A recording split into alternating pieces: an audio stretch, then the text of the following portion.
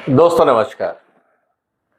पूरी दुनिया में इस समय जिस तरह से आर्थिक मंदी का खतरा छा रहा है, लगता है कि अमेरिका और इजराइल पे भी यूरोप और गल्फ देशों का दबाव पड़ेगा कि ईरान की लड़ाई को रोका जाए। अब सवाल इस बात का है कि क्या ईरान कहने से मान जाएगा? ऐसा नहीं होगा। इसका मतलब यह है कि ईरान अपनी शर्तें रखेगा। आज हम इसी बात की चर्चा करेंगे कि अगर अमेरिका, इजराइल और ईरान के बीच में समझौता होता है तो ईरान की शर्तें क्या होंगी? क्या अमेरिका उनको मानेगा? आज हम इसको जरा ध्यान से समझते हैं और फिर आप बताइएगा कि क्या ये शर्तें माननी चाहिए या नहीं माननी चाहिए। और अगर अमेरिका इन शर्तों को मानता है तो क्या दुनिया में शांति होगी या नहीं होगी? ये बड़े सवाल हैं। इसीलिए दोस्तों इस वीडियो को अंत तक देखिएगा। इस चैनल को सब्सक्राइब कर लीजिए अगर अभी तक नहीं किया है तो, और अगर चाहें तो इस चैनल को आप सपोर्ट भी कर सकते हैं।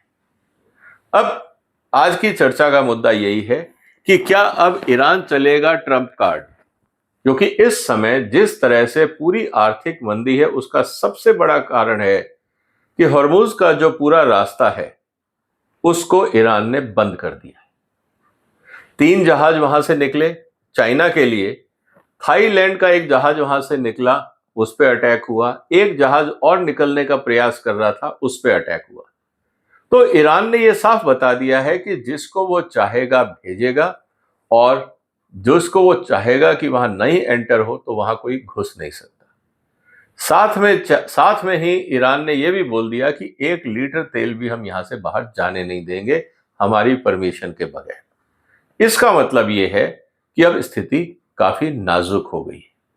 पूरी दुनिया में कितने दिन का स्टॉक होगा? बहुत सारे ऐसे देश होंगे जिन्होंने 7 दिन का, 10 दिन का स्टॉक रखा होगा, क्योंकि तेल का स्टॉक करना भी अपने आप में एक बहुत बड़ा एजेंडा होता है, बहुत बड़ा इंफ्रास्ट्रक्चर चाहिए, और उसमें तेल भर के रखना वो भी अपने आप में बहुत बड़ा खर्चा होता है। तो अब चुनौती इस बात की है कि आफ्टर ऑल ये लड़ाई कब तक चलेगी। और जैसा हम कह रहे हैं कि अगर लड़ाई निपटानी है, खत्म करनी है, तो ईरान को टेबल पे लाना पड़ेगा, और ईरान जब आएगा तो अपनी शर्तें लेके आएगा। उसमें ये क्यों जरूरी हो गया है? अगर हम देखें तो ये जो काले डॉट्स आपको दिख रहे हैं दोस्तों, ये हैं सब अमेरिकन अड्डे। इन सब के ऊपर अगर आप ध्यान से देखें तो ईरान का हमला जारी है। ईरान की मिसाइलों की रेंज अगर आप देखें तो करीब 2000 किलोमीटर तक है। इसका मतलब जितने अमेरिकी अड्डे हैं वो सब ईरान के रेंज में आते हैं और सब के ऊपर अटैक हुआ है। अगर ऐसा होता है तो आप समझिए क्या होने वाला है। अगर ऐसा होता है तो इसका मतलब हवाई जहाजों को 2000 किलोमीटर की दूर से उड़ान भरनी होगी। आप देखिए, इजराइल यहां है, ईरान वहां है। अगर तेहरान जाना है तो 1500 किलोमीटर का रास्ता है। हर बार बम गिराने के लिए यहां से जाना, वापस आना, फिर बम लोड करना, पेट्रोल भरना, फिर जाना, फिर वापस आना। आप कितने भी एफिशिएंट आर्मी या एयरफोर्स हो, आफ्टर ऑल मशीनें तो मेंटेनेंस मांगती हैं, पायलट्स को तो रेस्ट चाहिए। और इसी उतार चढ़ाव के अंदर, इसी आने जाने के अंदर अगर ये लड़ाई लंबी चलती है और कुछ हवाई जहाज अगर गिर गए, कुछ एक्सीडेंट्स हो गए, तो यही कहा जाएगा कि देखो ईरान की लड़ाई में इतना नुकसान हो गया, आप क्यों लड़ रहे थे। तो मुद्दा गंभीर है। इसीलिए आज स्थिति इस बात की है कि सबसे पहले अगर हम ये देखें कि हॉर्मुज का जो मुद्दा है वो क्यों इंपॉर्टेंट है। 20% पूरी दुनिया का पेट्रोल वहां से जाता है और ये एसेंशियल कमोडिटी है। अगर आप एसेंशियल कमोडिटी 20% कम कर देते हैं तो क्या स्थिति होगी? 20% रेट नहीं बढ़ेंगे, रेट दुगने तिगने हो जाएंगे, क्योंकि शॉर्टेज इकोनॉमी। आज भारत में आप देखिए, गैस के सिलेंडर की शॉर्टेज नहीं है, सिर्फ इंफॉर्मेशन है कि शॉर्टेज हो जाएगी, और रेट कहां पहुंच गए? ब्लैक मार्केटिंग में रेट 2 से 3 गुना, 4 गुना हो गए। ये स्थिति होती है शॉर्टेज की इकोनॉमी। इसका मतलब ये है कि अगर इस मुद्दे को रिजॉल्व करना है और जब तक शिपिंग शुरू नहीं होगी, इस लड़ाई का अंत पूरी दुनिया को समझ नहीं आएगा। इसका मतलब ये है कि जो ग्लोबल पावर्स हैं, अब सिर्फ अमेरिका ही नहीं, अगर हम ध्यान से देखें तो इस पूरी स्थिति के अंदर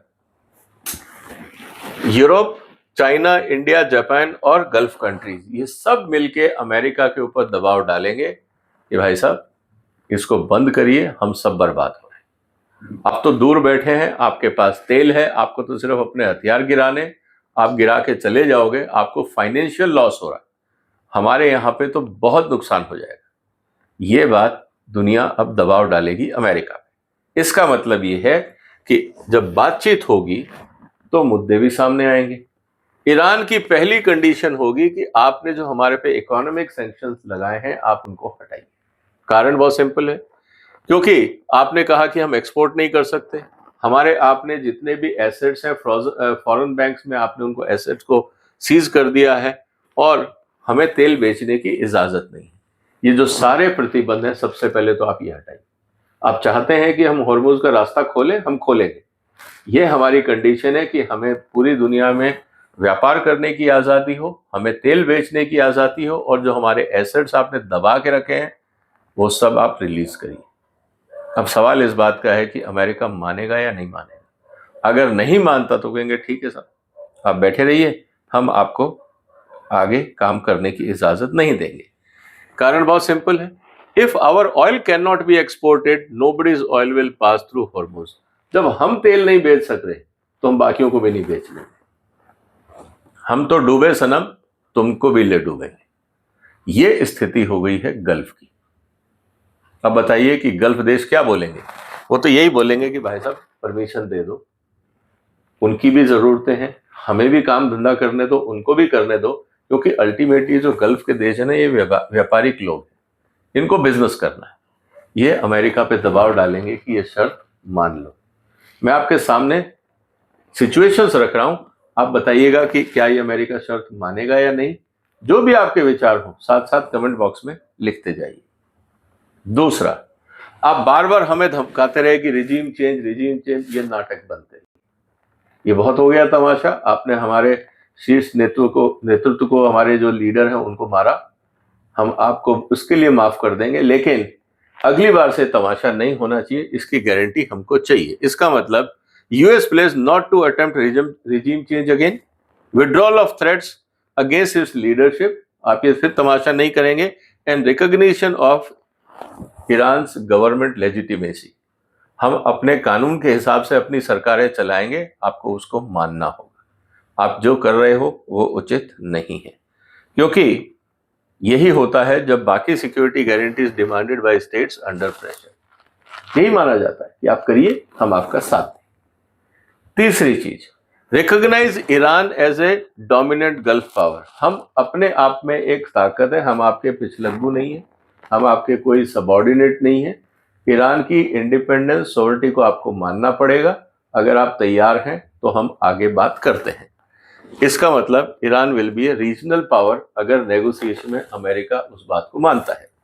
US military reduction in Persian gulf, acceptance of Iranian influence in Iraq, Syria, Lebanon and regional security framework without external forces.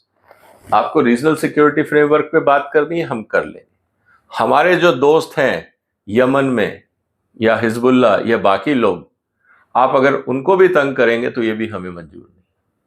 अब बताइए कि आपको अपने देशों में शांति चाहिए, दुबई, कुवैत, बहरीन, अगर आप वहां सब जगह शांति चाहते हो तो जो हमारे साथी हैं आप उनको भी तंग नहीं करें। अगर आप चाहते हो तो हम इस पे एक समझौता कर सकते हैं कि रीजनल कोऑपरेशन की हम बात कर सकते हैं। ये भी एक शर्त ईरान रख सकता है। इसके बाद जो सबसे बड़ा मुद्दा है न्यूक्लियर प्रोग्राम का। अब न्यूक्लियर प्रोग्राम में दो चीजें हैं, न्यूक्लियर प्रोग्राम का डिफेंस यूज और दूसरी तरफ से civilian use.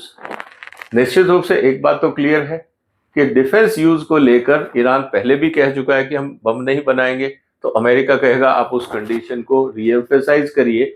Civil nuclear use के लिए जो स्थिति है उसको हम लेके समझौता कर सकते हैं कि किस तरह के होंगे, किस तरह के इंस्पेक्शन होंगे, क्योंकि उसके लिए ईरान पहले भी तैयार था और अमेरिका के साथ समझौता हो भी चुका था।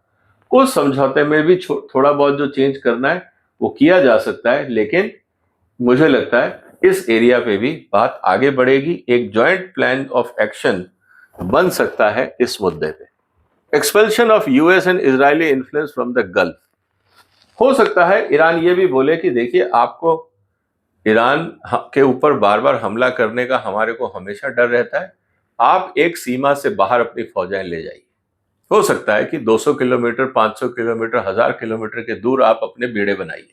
अगर आप हमारे ज्यादा करीब आएंगे, जैसा यूक्रेन और रशिया का झगड़ा है, ईरान भी कह सकता है कि एक लिमिट के बाहर ही आप अपने बेस बनाइए, ज्यादा अंदर आएंगे तो हमें खतरा है। हम उस बात के लिए इजाजत नहीं देंगे। जो गल्फ कंट्रीज हैं उनसे हम एग्रीमेंट करेंगे, हम शांति से रहेंगे।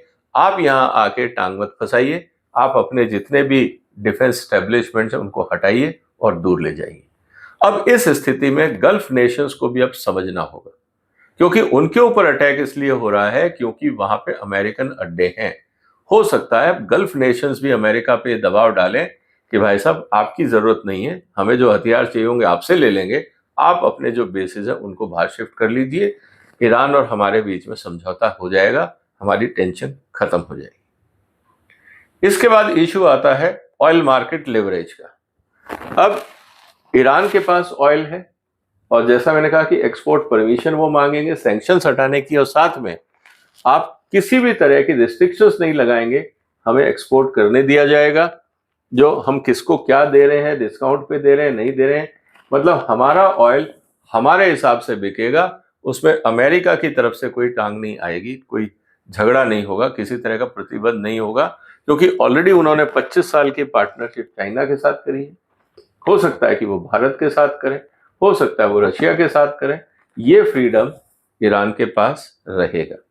अगर ऐसा होता है तो हम आपको हुर्मुज का रास्ता क्लियर करेंगे, और अगर आप कंडीशंस लगाओगे तो हुर्मुज में फिर हम भी कंडीशंस लगाएंगे। उदाहरण के लिए, चाइना के जहाज को हम नहीं रोकेंगे, इंडिया को हम नहीं रोकेंगे या कंडीशनल पैसेज दे देंगे, यूरोप को हम रिस्ट्रिक्टेड वे में मूवमेंट देंगे, और आपके लिए प्रॉब्लम रहेगी, आपके जहाज यहां नहीं आएंगे, क्योंकि आप अगर हमारे पे प्रतिबंध लगा रहे हो तो हम भी लगाएंगे, और आपके पास कोई ऑप्शन है नहीं, हुर्मुज के अलावा रास्ता उनको कोई दिखता नहीं। अब सवाल इस बात का है कि क्या ईरान की एक कंडीशन एक्सेप्टेबल होगी? इसके अलावा cease fire in the wider regional war. अब आप सिर्फ ईरान के साथ सीज फायर कर रहे हैं और हमारे पड़ोस में बम गिराते रहेंगे, ये भी नहीं चलेगा, क्योंकि ईरान की जो दोस्ती है वो इराक, सीरिया, इन देशों से भी है कि आप सब जगह सीज फायर का एक कॉम्प्रिहेंसिव प्लान बनाइए। हम इस पूरे क्षेत्र में शांति चाहते हैं, क्योंकि आपने पहले ही बहुत गंद मचा रखा है।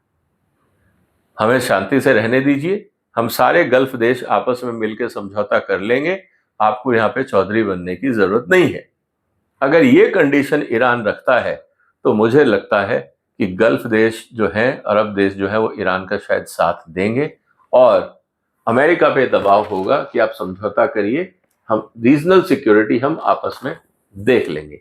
ये ऑप्शन भी एक रहेगा।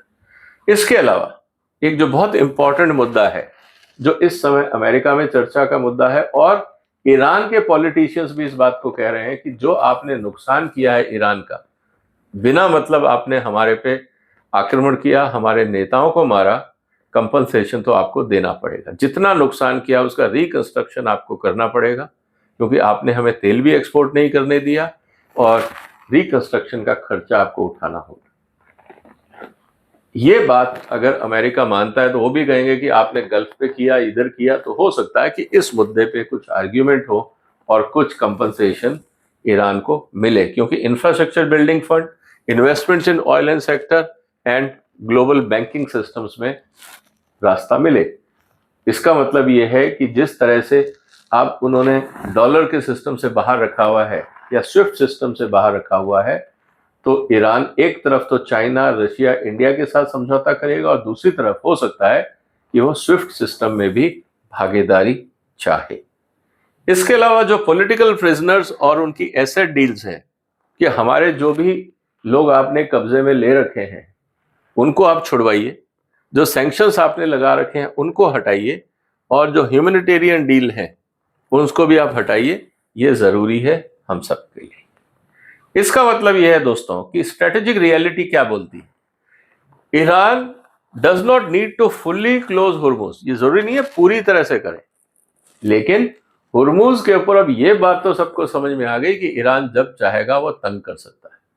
हुर्मुज के पैसेज की सिक्योरिटी के लिए भी अब आपको ईरान के साथ नेगोशिएट करना होगा, क्योंकि अब वहां पे हुर्मुज की एंट्री एग्जिट के लिए जो टोल फी लगेगी या जो वहां पे चौधरी बैठे हैं वो ईरान बैठे हैं कि आप जब चाहोगे हम अब इसको बंद कर देंगे, दुनिया ने देख लिया, तो अब ईरान को हैंडल विद केयर वाला अप्रोच हो जाएगा।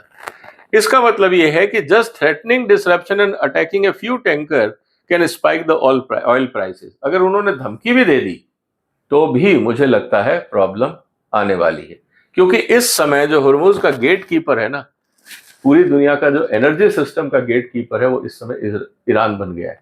अब उसने अपनी ताकत दिखा दी है and with that leverage Iran can negotiate. अब उस ताकत से वो क्या करेगा? अपने सैंक्शंस, अपना जो regional dominance, nuclear policy acceptance and reduce US presence in Gulf, इन सब को वो अपनी तरफ से टेबल पे रखेगा कि आइए अब मिलके बात करते हैं। तो ये जो 33 किलोमीटर का रास्ता है मैरीटाइम कॉरिडोर, जिसमें से रोज का करीब 2 से 3 बिलियन डॉलर का ट्रेड होता है, इसको कंट्रोल करने का काम अब ईरान के पास है। अब इस ताकत का वो इस्तेमाल करेंगे नेगोशिएशन। अब सवाल इस बात का है कि क्या अमेरिका ईरान की सारी शर्तें मानेगा? अब सवाल है ये, कितनी मानेगा, कैसे मानेगा? क्योंकि इस समय ईरान अगर अपर सिचुएशन में है, बार्गेनिंग की सिचुएशन में है, तो अपनी कंडीशंस मनवा सकता है। हो सकता है अमेरिका सब ना माने, लेकिन अगर मेरे को ईरान की तरफ से जाके नेगोशिएशन करना होगा तो मैं ये सारी शर्तें रखूंगा और भी कुछ जुड़ जाएंगी for bargaining point of view. कहने का मतलब ये है कि ये जो लड़ाई है मुझे लगता है ये ईरान के फेवर में जाएगी, क्योंकि जो सैंक्शंस लगे हैं अब अमेरिका को चाहते या ना चाहते हुए भी हटाना पड़ेगा, नहीं तो पूरी दुनिया के लिए हुर्मुज का जो संकट है वो बढ़ता जाएगा। ईरान को क्या कुछ ड्रोन और मिसाइलें फेंकनी है? अब आप ये कहें कि ईरान सरेंडर करेगा, तो दोस्तों अफगानिस्तान के पास कुछ नहीं था, उनके पास ना सी रूट था, ना हुर्मुज था, ना कुछ था, वो पहाड़ों में बैठे थे। अमेरिका को 20 साल लग गए, $2 ट्रिलियन लग गए, अमेरिका कुछ नहीं कर पाया, खालियात वापस जाना पड़ा। इराक में 2 ट्रिलियन लगे, वहां पे भी 15 साल लगे, कुछ नहीं कर पाए, वापस जाना पड़ा। अब आप समझिए, ईरान के पास तो बहुत दोस्त हैं, चाइना भी है, रशिया भी है, बॉर्डर से लगे हुए करीब 15 छोटे बड़े देश हैं ईरान के, सप्लाई को उनकी कमी नहीं है, तो वो लड़ाई लंबी खींच सकते हैं। अमेरिका ने पहले 2 दिन में $5.5 बिलियन का खर्चा किया। अब आप सोचिए कितने दिन खींचेंगे वो? तो मुद्दा गंभीर है, नेगोशिएशन होगा। ईरान की शर्तें क्या होंगी वो मैंने आपके सामने रखी, कितनी मांगेगा अमेरिका और कितनी नहीं मानेगा ये तो नेगोशिएशन की बात है, लेकिन इस समय ईरान का पलड़ा भारी लग रहा है। आपके क्या विचार है? जो भी आपके विचार हो कमेंट बॉक्स में लिखिए, इस वीडियो को शेयर करिए, इस चैनल को सब्सक्राइब करिए, सपोर्ट करिए। फिर मुलाकात होगी एक और महत्वपूर्ण मुद्दे के साथ। तब तक अपना ध्यान रखिएगा। फिलहाल वंदे मातरम।